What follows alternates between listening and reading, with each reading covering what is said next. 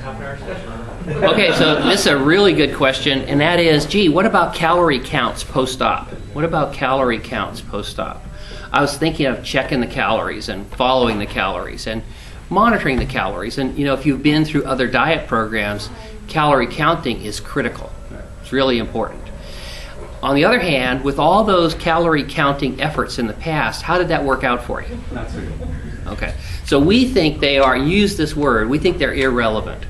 We think that when you look at the back of things, there are things that are important, but calories is not very important. Now, we don't think that means you can just eat tons of junk.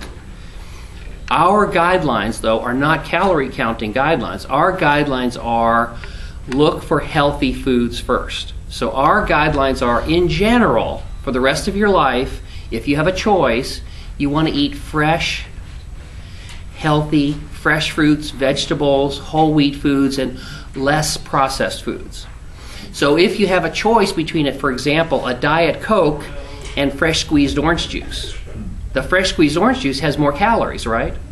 But we feel, and we could go into a lot of research on the artificial sweeteners and things like that, that the orange juice is by far a much better choice. By far a much better choice. That by looking at the calories, the Diet Coke is a better choice, correct? But we think that calories is a misunderstanding of successful weight loss and long-term health, especially for our patients. Our surgery will interfere tremendously with your ability to digest and absorb fat and calories. So our focus for you for the rest of your 20, 30, 40 years of life is healthy food. And healthy food is critical.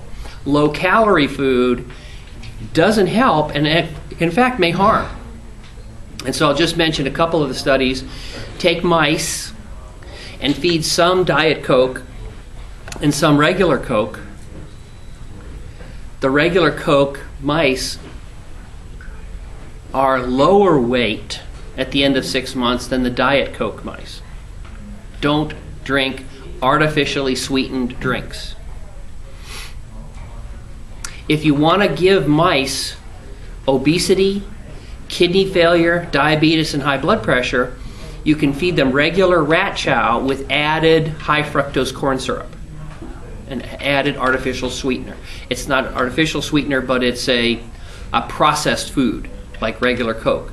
So some people say, aha, I got you, Dr. Rutledge. First, I thought you said you didn't like Diet Coke, and now you come around and say you don't like Coke.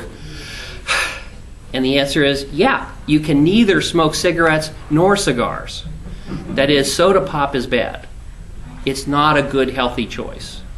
And you don't get away, you don't get a pass, you don't get allowed to drink soda pop if you drink diet drinks. It sounds good, it just doesn't work. Calories and counting calories, I think in your history, I'll bet, and most of my patients, has not worked. And we don't think it's going to work. And in fact, when you choose a low-calorie food instead of something healthy, I think you harm yourself over the long term. So that's my recommendation on calories. When you look at the back of something, you can certainly look for healthy things, but instead turn it around the front and see if it's in a can. See if it's in a package. If it's laying out because it's just been picked and it's fresh and healthy, that's a better choice.